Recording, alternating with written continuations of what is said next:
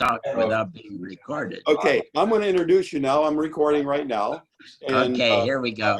all right. Is that John Germ down there? It is. It is. I thought you'd be watching TV or something tonight, John. This is TV. Yeah, right. Nowadays. Okay. So anyway, Mike past President Cliff Dochterman served as a worldwide president of Rotary International during 1992-1993. And during his 62 years of service as a Rotarian, of which he served as a trustee of the Rotary Foundation and a chairperson of many major committees of Rotary International. His theme as president during his year was Rotary help, where real happiness is helping others. Cliff has been honored by the heads of state of dozens of countries for spreading goodwill and world understanding. It's been said that Cliff has spoken to more Rotarians than any other person, and he is sought by many just to hear about his Rotary experiences, as we're going to hear in a short while. He was one of the pioneers who initiated Rotary's Polio Plus program, and he is the author of ABCs of Rotary and All I Was Saying, which is a book of his many popular speeches. When not doing service as a Rotarian, he had a professional career of over 45 years as a university administrator at the University of California and University of Pacific. He has had a lifetime association with the Boy Scouts of America and received virtually every recognition given to Scouts and adult leaders.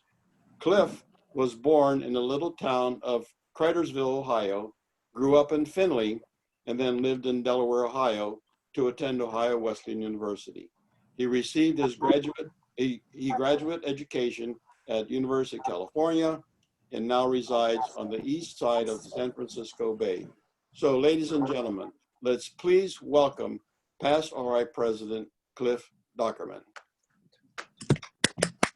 That's the quietest hand of clapping I've heard on this sort of thing. Well, it's really a great pleasure for me to be with you. I stopped giving speeches several years ago. And as I go along here, you'll really understand why. I just don't do it very well anymore. And if I was 44 or 55 or 60 or something, but when you're 94 years old, you don't, things don't come out the way you really had hoped or intended.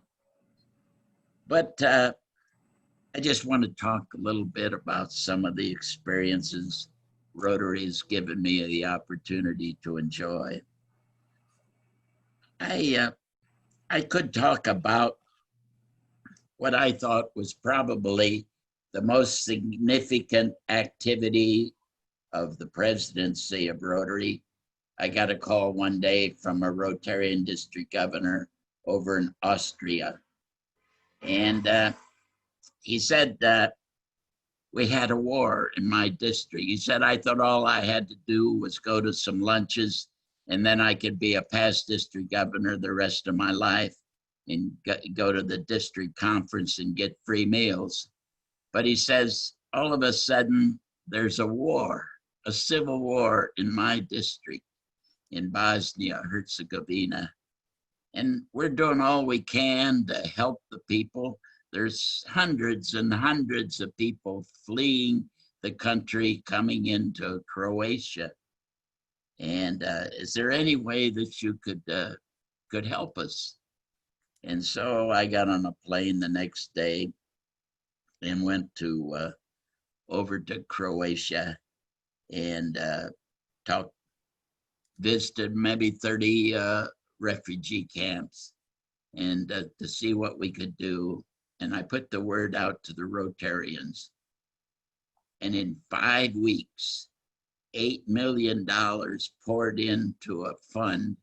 Unfortunately, the Rotary Foundation said you can't put it in the Rotary Foundation fund unless you can wait 2-3 years to spend it, because it has to sit there. And so I got couple guys over in Austria that were bankers. And if you ever went to Central Casting and wanted to see three of the sternest looking bankers, I found them. And so they said, we'll count for every money. And so we just had bypassed the Rotary Foundation and had them send the money to a bank account in Austria in the district in which they were doing it. In any event, there were so many things that happened. But at the end of the year, I had a letter from the Refugee Fund of the United Nations. It said, "Thanks, Rotary. We believe that your efforts in the fall of 1992 saved the lives of 100,000 people from dying or starving to death or freezing to death during that winter." It's a project that just came about because a district governor said, "Can you help us?" And the Rotary world will respond. Well, I could talk about going into India to a burn unit and saw little children with virtually 75% of their bodies burned to a crisp because so many of the people in the remote areas were cooking on open fireplaces. It was an unforgettable experience to see the child who was declared the 500 millionth recipient of Rotary's polio vaccine on the stage of our 1993 Melbourne Convention. Few may recall that when we started the Polio Plus program, our goal was 500 million youngsters, was the first major target when we began the program. I could talk about the look of disabled individuals when you lift them up and set them in their own wheelchair for the first time. The last speech I give might include the story of visiting 125 little blind youngsters in Nigeria one day. All these youngsters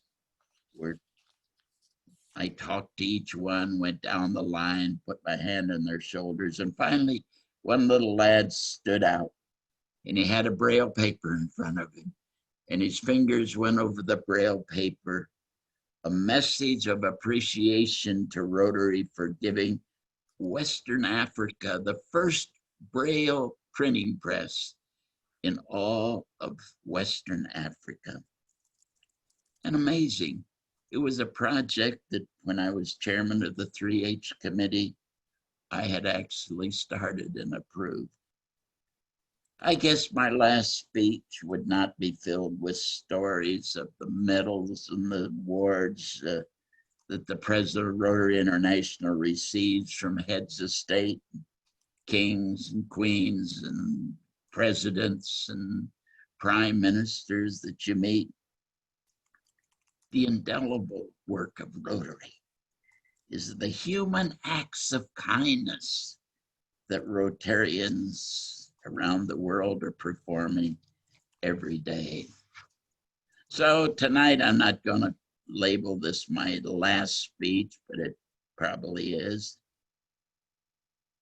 As it was said, I was born down the road a piece there from Floyd's home in Indiana, down there across the border into Ohio, a little town called Cridersville. My grandfather was a minister of the church down there, and so my mother went home to have this child.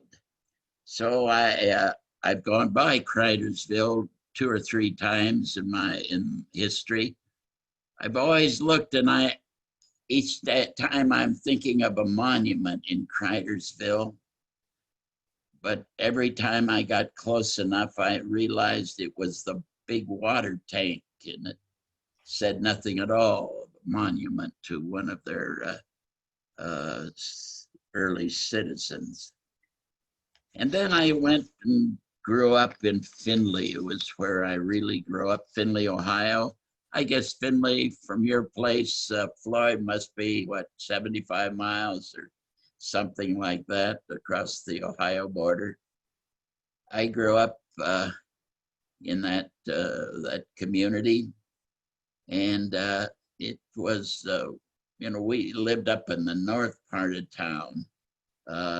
We lived up by the railroad tracks, and the Rotary Club met downtown someplace. I did go back there and speak when I was president of the Rotary Club. And I think Jim remembers coming there to speak to your club, and some of our close friends, Hal Child, and some of the other Rotarians that were great friends. But what I'm going to tell you today is really a personal thing. Ever since I was a child, I've had a fascination with the circus. I love a circus. I love the parade and the big tent and the animals and the clowns and the sideshow entertainers. I remember a fantastic day when one of my uncles took me to my very first circus in Findlay, Ohio. We followed the parade and we milled with the crowd. Nothing was quite as exciting for a 6-year-old boy as to see the circus.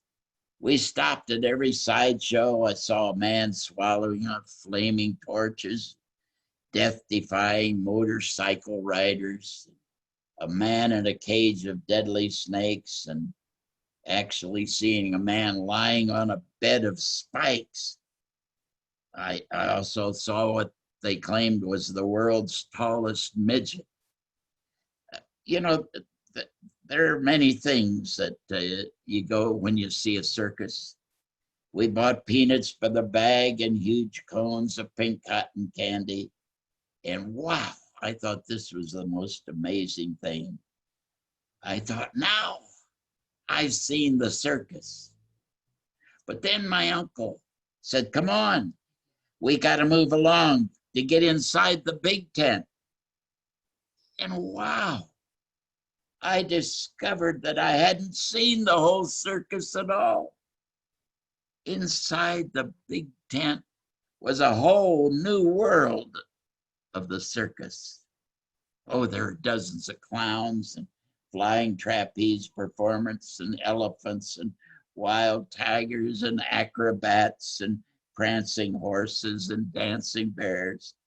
The ringmaster announced one extravaganza after another. And before it was over, a man was shot from a cannon across the whole area of the big tent. What a day to discover what was going on under the big tent of that great circus. To this day, there's a certain excitement when I hear the music of the calliope and the rolling down drums announcing that the big show is ready to begin. Now, with this personal reference to my secret love of the circus, you might wonder, how in the world does this relate to a gathering of Rotarians? Over half or over my 60 years of Rotary, I've observed so many Rotarians who are still watching the sideshow and enjoying the cotton candy, and they never discover what's inside the big tent at all. They find and enjoy the weekly fun of their Rotary Club meeting, just visiting with friends, having a nice lunch, listening to an interesting program, and they conclude, that's Rotary. And there's so much more to Rotary International than just meeting and eating. And tragically, so many of our members never discover what's going on underneath the big tent, and they are missing it all. I know so many Rotarians who are proud of their long history of 100% attendance for 20 years, 40 years, 60 years. They enjoy the weekly luncheons or the breakfast meeting or the evening meeting, whatever it is, with their Rotary friends. They have a laugh or two and listen to a program. And that's what Rotary seems to be to them. Oh, don't get me wrong. I won't criticize a cotton candy Rotarian who just enjoys the weekly meetings. Unfortunately, thing is that somehow these Rotarians may be missing the greatest show on earth, the amazing world of Rotary International. Some Rotarians are hardly aware that we have immunized over 2 billion children in the world against the dreaded disease of polio. Oh, they've never thought about participating in a national day of immunization in the heart of Africa or India. They don't realize how many life-changing experiences Rotary can give you. There's so many Rotarians who have missed the rewards of spending a weekend rebuilding a school for poverty-stricken youngsters, or repairing a playground, or distributing food to a community food bank. Some Rotarians have overlooked the chance to invite a youth exchange student to share a family gathering, have dinner in their own home, attend a ball game, or go on a trip, a vacation weekend. Think of the hundreds of Rotarians who've never signed up to take a physically disabled child to the zoo or learn the thrill of watching youngsters catch a fish for the first time. Oh, there's so many members who miss the opportunity to pick up a youngster who crawls on the ground and picks them up and puts them in their own wheelchair. And they have mobility for the first time. You see the point I'm trying to make? There's a whole big, wide world of Rotary. And so many of our Rotary members have not quite discovered. They never get inside the big tent of Rotary. Occasionally, a prospective member will ask me, well, what'll I get out of Rotary? And that's a fair question. But it's extremely difficult to answer. You'll never know what you will get out of Rotary until you actually begin to discover how much you can put into Rotary. In Rotary, you'll get out almost directly proportional to what you put in. The answer is, what will you personally get from Rotary when you find that your personal life is so much more enhanced?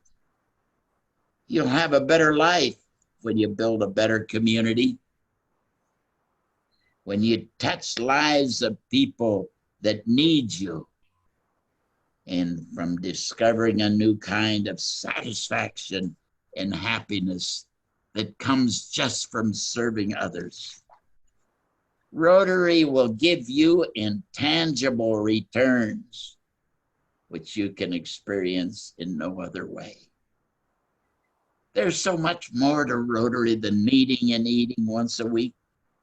Rotary gives each member opportunities like you'll never have before. There are opportunities to establish some of the closest friendships that you've ever had. I remember about 35 years ago, the day my wife Dorothy died, a Rotary friend came over to my house. We sat and talked maybe for 2 hours, 3 hours in the quiet of our living room. This guy is a busy physician. He doesn't have time to sit with an old guy, but that's what friendship is all about. The friendship you have in Rotary. When you walk into a Rotary meeting, you never know who in that meeting needs you. A friendly ear, a good story, pat on the back.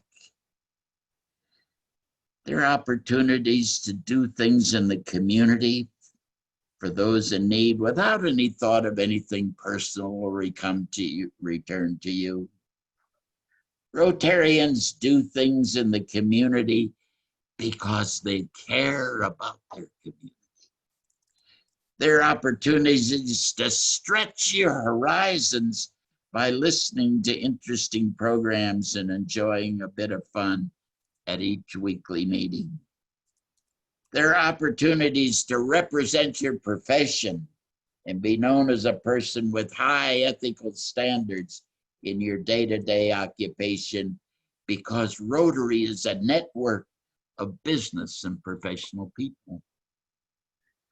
There are opportunities to travel to every part of the world and find an open door and a cordial welcome in some 34,000 communities.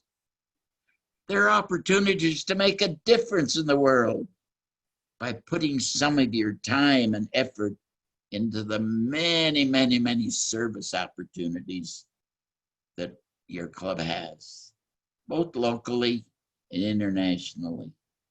You may touch the lives of thousands of people who you'll never know, you'll never meet, except through the rewarding glow of satisfaction that comes from knowing that somewhere, someone needed you, needed your help of your Rotary Club.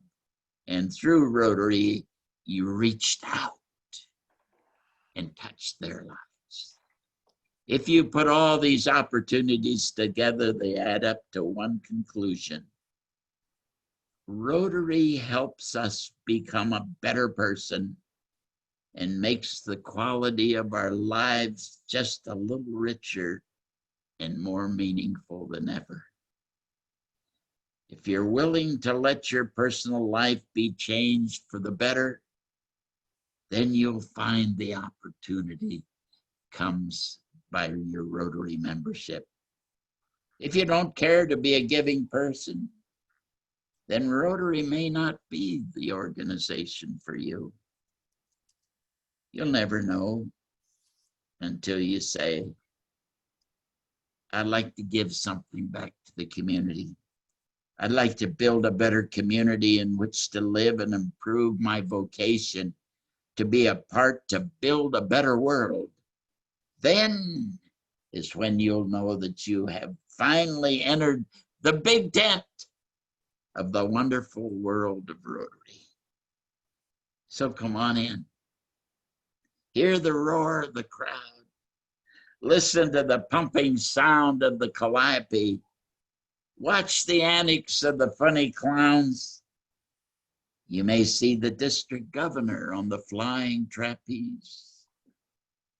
What a pleasure it is to be a Rotarian when you finally get into the really big tent.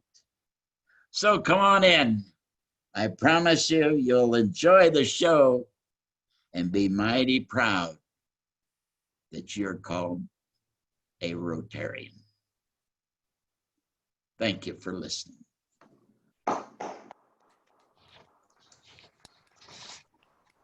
The sound of one hand clapping is something. This is, it's all virtual, you know, that's the way it's been now, more recently. But I will tell you though that there's a lot of virtual clapping going on, and with the waving of the hands and all that sort of thing. So there is no question that you haven't lost a beat, not one beat. And we do have a couple of questions for you, and we'll probably go on from I'll there. try to answer them. Well, I hope you. Well, what do you mean you try? I know you will. There was a question about how you decided on your theme, real happiness is helping others. And I know you've touched upon it just a short while ago, but elaborate on it if you will. Well, I thought about a lot of themes, and you know, some of them were frivolous, and it's a hard thing to come up with something that you can kind of live with for a whole year and people can understand. In the Rotary office, I called in one day before I was president in the president-elect's office. I called in all the people that are in the translating staff. And I said, I'm working on a theme and I want you to help me give me some insight here. And I said, I'm thinking on the fact of this theme that there's something that comes back to you in service activities. And I said, I'm thinking in terms of real happiness comes from helping other people. And I said, I want you to take that down and tomorrow come back again and tell me if it can be translated in all of the languages we usually use, if there's any flaws in it that might cause a language problem or the wrong thing. And they came back the next day and they all said it translates reasonably well and everything. And so that was where I stood. However, when I got to the International Assembly, one group came to me and they said, we do not like the theme. And he says, all the German governors do not like the theme. I says, is that because you don't have any word for happiness in German? Well, they started laughing a little bit. And so I said, could you, do you know what I'm trying to say? Oh, yes, but the words are not the right one. I said, you change them then. Whatever you want, you change it if you know what I'm trying to describe. I never had the nerve to say, I got the translation from the German translator in the headquarters at Evanston. But I did get the language. And people thought coming out with a red coat, why do you do that? Because it's the brightest coat that had generally been used since Carlos Canseco had a bright yellow coat. And but the red is in many cultures a happy color. You wrap a present, you wrap a gift, you decorate for holidays in many cultures of the world with red. And so that's why I chose the red coat for the use. And for most of the people by the end of the year, they had come to grips with the fact that they only had to wear it once. But I've seen some of them, like, where's Joe over here? Is that your red coat? No, you can't wear the same coat you had 30 years ago. In any event, Joe Clark down here, I think, has his red coat. He was in that year. But and Wilf was kind enough to get a red coat. I think he was on the board or something. In any event, that was largely the background of my theme. Well, you know, any other questions that someone would try? Well, here, I've got one for you. This is actually from Ian Risley. Okay, You know, the convention 30 years ago was in Melbourne. that's And right. and it's going to be it will be going back to Melbourne again. Of course, his comment was that it was the biggest Rotary thing that ever happened in Melbourne. But my question to you is, was there anything in particular that's memorable to you about that convention that you can share? Yes. Well, as you know, and as John German and Wilf and who else there know, the president has nothing to do in the selection of the convention. The conventions are selected how many years in advance. They do them now. And so you know, you're kind of the luck of the draw where you have it. Well, I went down to Melbourne on several occasions. They had the local committee. And the first thing I said, I know you guys have put a lot of time in this, but I'm going to outline something. The local committee has an area of responsibilities, and I enumerated them. The Rotary International Committee has certain things that they're responsible for. The president has certain things, and the staff of Rotary International has certain things. That the main thing we have to do is try not to take over the responsibilities of one of these other groups. Each one will do their work and do their job. The local committee, after a short time, fired the guy they had selected to be chairman of the local committee. And they wanted me to fire him because the chairman of the local committee sits on the international committee. And I said, no, I'll not break a guy's heart. He's been planning. He may not work out for you, but I'm not going to destroy a man's Rotary life because this means so much to him. He'll stay on the committee. You may not use him locally, but find a job, because we're all doing this as volunteers, and it's not a nice thing or a Rotary thing to destroy a person's life or experiences or something because they may not meet the plans that you have in mind. So he got along and we worked it out. I think something was very important. As long as we knew what tasks we were responsible for, and each one does their task, this convention goes along. It's when some people do not realize that their work is limited, because the host committee is generally going on 2 years before you have a president who's responsible for the convention. And you gotta have understanding groups that the ultimate decisions have to rest with the president, the board, and the staff at Evanston, and that works on the convention. So it was a great experience. It was the largest thing that had ever happened in Australia, of that many people attending a convention. The people opened their doors.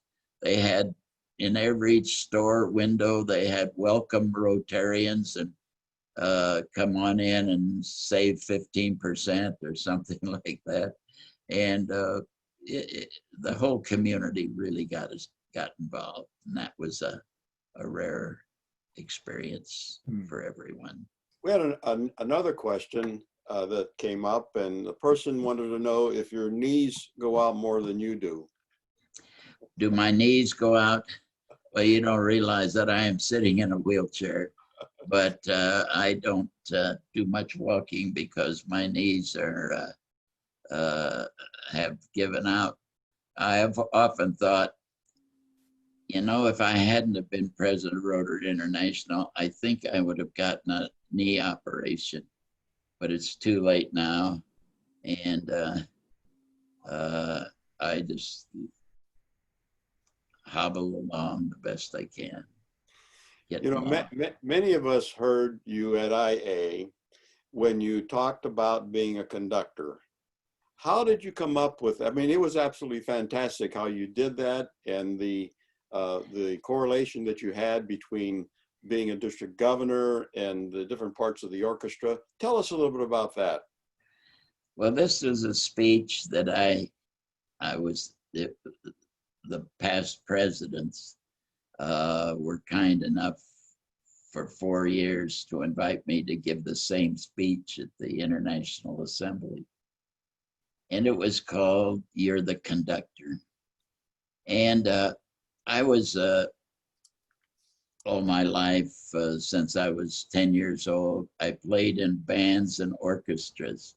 I knew the work of what was necessary for an orchestra to really work, because I played in an orchestra and bands, and you know how it works. And so I got this idea that the work of a district governor, and I gave this speech at the International Assembly for all the incoming district governors.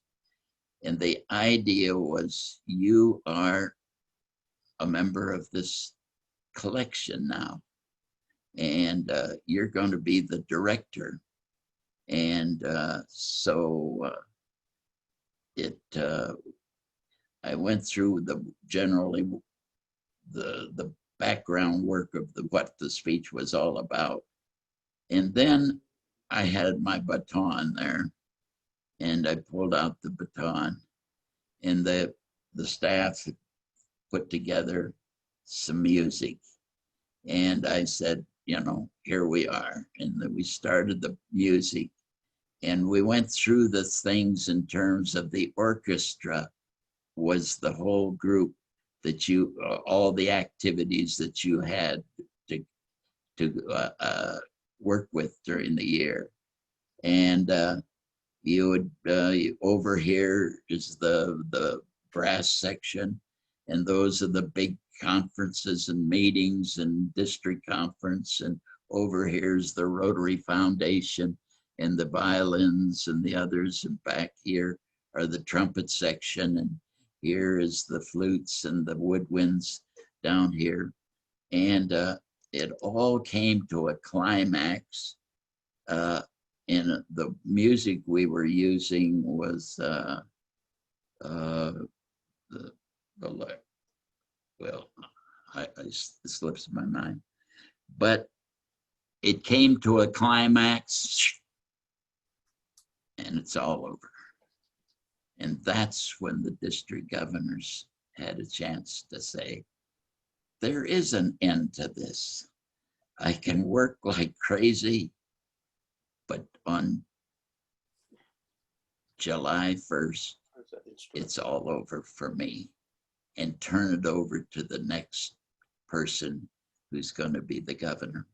It was an interesting speech, and I think it was one of the most enjoyable speeches that I put together, was the orchestra speech. And I was very honored by the presidents for 4 years that were willing to invite me back to do that same speech for 4 years in a row.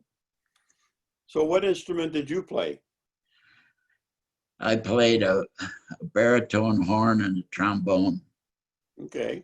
I still have them, but nobody asks me to play anymore. When I was at the university, we had a group of about 10 faculty members that had this little band.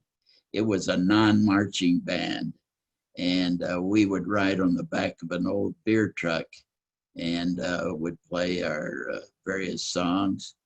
The only group that ever asked us back was the Alzheimer's Society, that they had forgotten what we sounded like. Other than that, we played at supermarket openings and Christmas carols and various other kinds of things. But it was a lot of fun. You know, so many of us have seen the video of you in If You Were President Again of Yeah. Rotary Club. It's a spectacular video. The question comes, what would you do differently if you were president of Rotary National again? I would have thought a little bit longer before I put my name in, perhaps. No, it's such a rewarding job, a rewarding opportunity. And Rotary's different than it was in 92, 93, in my opinion. We have different makeup of memberships, different kinds of things that clubs do to make Rotary their own image or some image that we never knew before. And a lot of things, Rotary is different. So I think I would have had a much different, would have to take a much different viewpoint. It's the presidency is very, very different now, I think, at least my experience, that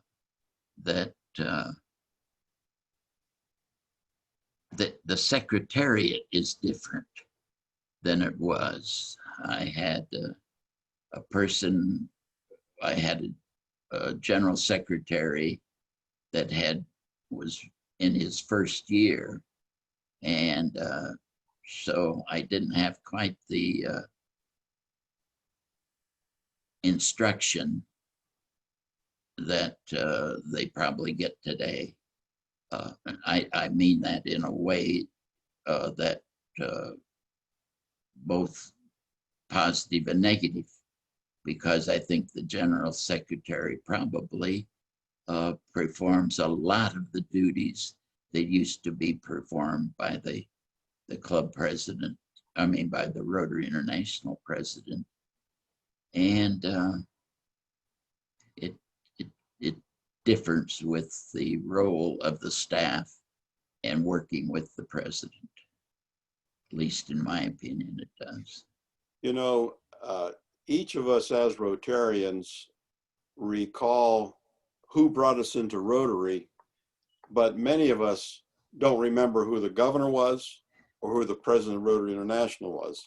And I'm sure you remember the person that brought you into Rotary. And what was it that brought you into Rotary? And I know pretty much what the answer is, but what kept you in Rotary?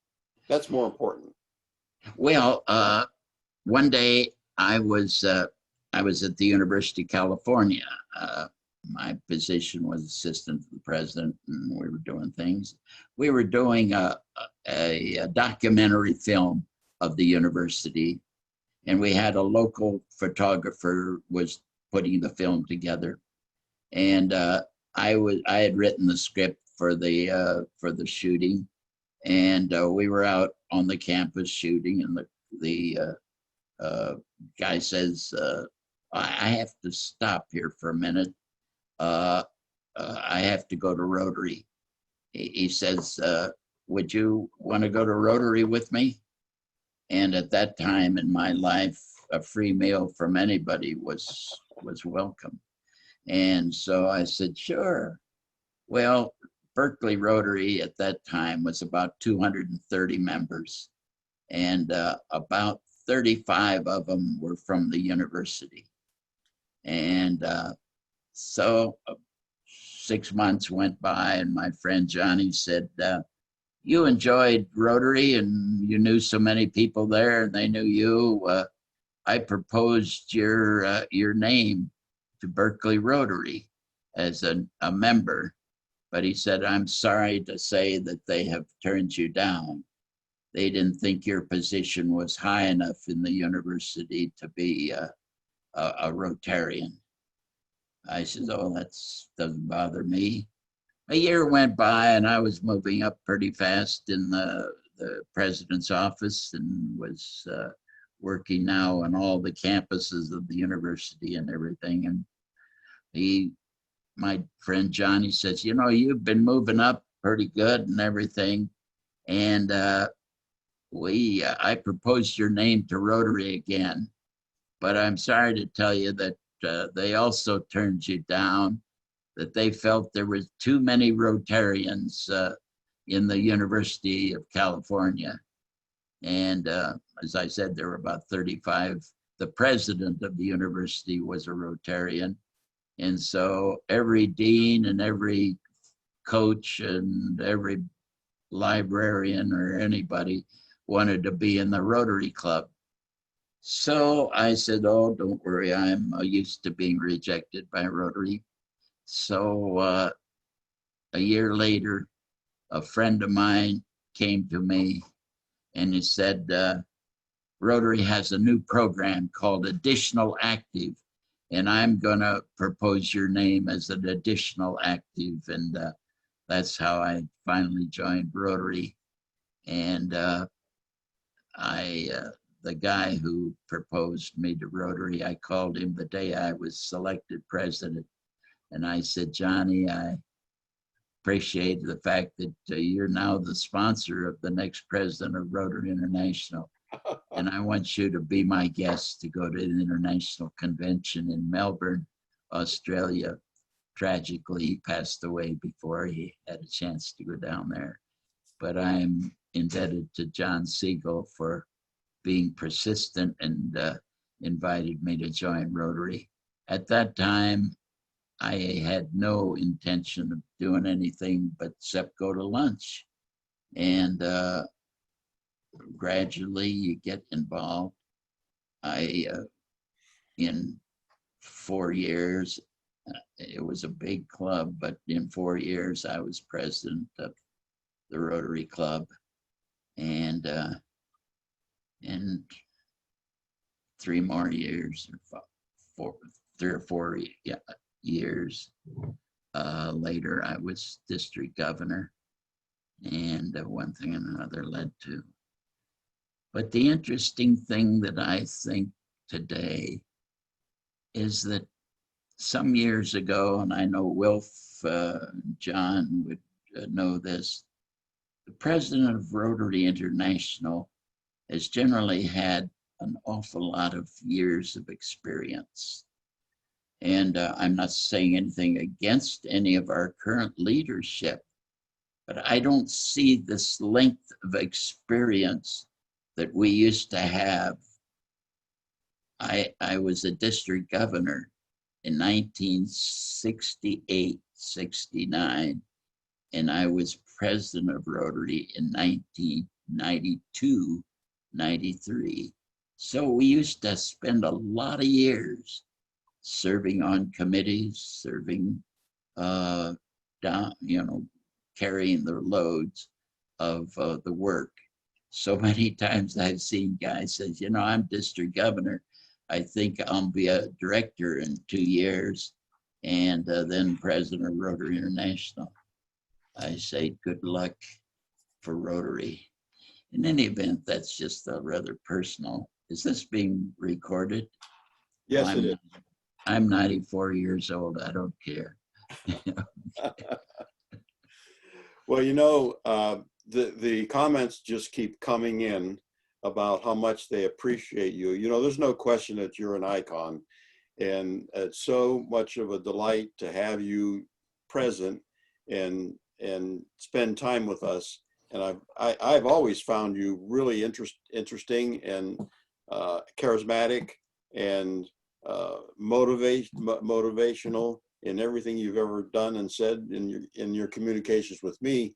And many are saying the same thing. And so apparently they have felt the same way over the years in their dealings with you and being around you. And as I said, you're an icon, and you're such an important part of Rotary and in our Rotary family. we have on this call nearly 140 individuals, and we have past RI presidents, we have past RI directors, and that kind of shows you the respect and the importance that they see in what you have contributed to Rotary, and they were willing to be on. Now, you haven't heard a lot of clapping because this is, just as you said, Rotary today is not the way it was back then, because we're in this situation where we're doing things virtually, unfortunately, and hopefully we'll have the in-person meetings once again. And do you have any closing comments you'd like to make?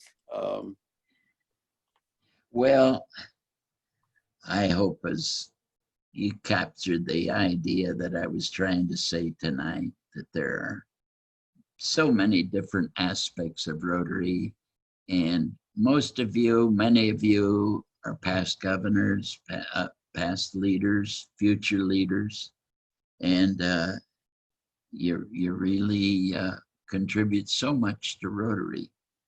I remember one day I gave a speech, and somebody came up afterwards and said that speech was certainly good and original, and unfortunately said the parts that were good were not very original, and the parts that were original weren't very good.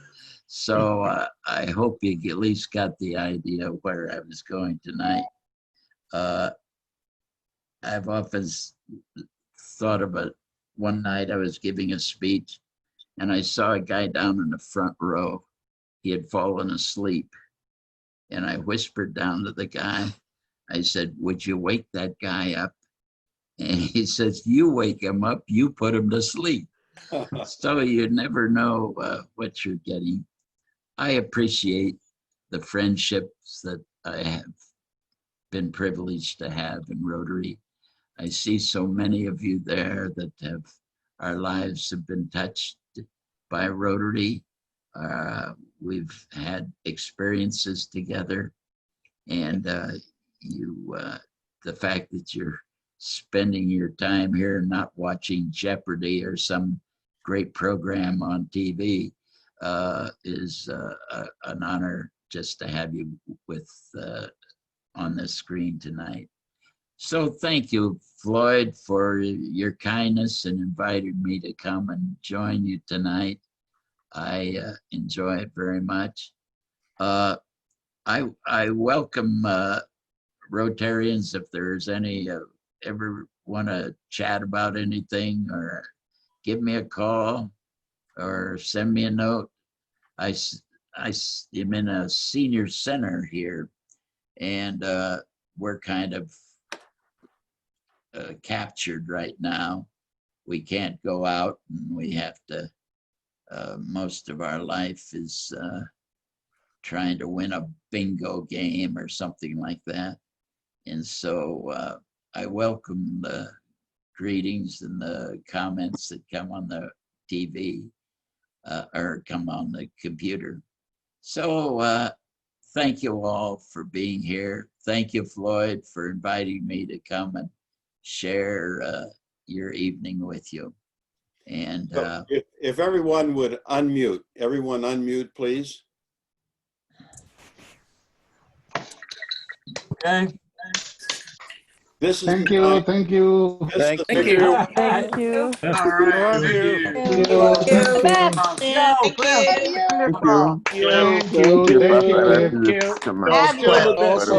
Also visiting from Nigeria. Clear. We love you. So much. Wonderful. last question, Lloyd. Last thing. Lloyd, Wonderful. just one question. What countries are there? Where does some of the people come from that have been watching here tonight? Yes, I am from India. Mexico City. I am from Kolkata, I am India. from India. India? I am from Kolhapur, India. Nigeria? From Nigeria. Mexico? Mexico. Kolhapur, India. Canada. Canada? Australia. Arkansas. Mississippi. So. Okay, Southern Illinois. Athens, Ohio. Findlay, Delaware, Ohio. Ohio. Delaware, Ohio is where I went to college. Ohio Wesleyan and then came to the University of California. But that is something the Rotarians built, a bicycle trail, about together 5 or 7 miles bicycle trail, and this is the beginning, and it has benches as a rest stop. And Cliff, they do you were remember? kind enough. Cliff, do you remember when we did the Bay St. Louis conference center? Yes, This is Rod Bob. Buffington. Yeah, That was a great Bay evening. St. Louis. Great time. This was great time spent with you, Cliff. Thank you very much. Thank you very much. Son más o It's menos true. 200 personas. I haven't been asked for another talk. Well, I've got 2 of them. Well, it's sure good to see so many of you, and I appreciate you joining this evening. Take care, Cliff. Okay, We'll go ahead. John, it's awful good to see you. Good to see you too, my friend. Okay, hang in there. All right. I'll be stopping the recording shortly, but I want everybody to know, that next week will be past RI President Bill Boyd. It'll be 7 p.m., 15th July at 7 p.m. Eastern. Bill Boyd next Wednesday. This recording will be on my Facebook page as well as the Zone 3031 Facebook page. So appreciate each and every one of you being here. And Cliff, we just can't say enough how inspiring your talk was tonight. And Thank people you. just loved the big tent story, just loved it. Thank you so much. And stay Well, healthy. I'll do my best. Okay. All right. Good night. Good night. God bless all of you. Okay, bye now. You're well That loved, Ian Cliff. down there at the bottom, by golly. Hi, Ian. Thank you so much, Cliff. Adios. Bye-bye. Good night. You'll have Stay to safe. join us again, Cliff. Thank you, Cliff. Thank Bye, you. Cliff. Good to All see the you, best. Jim.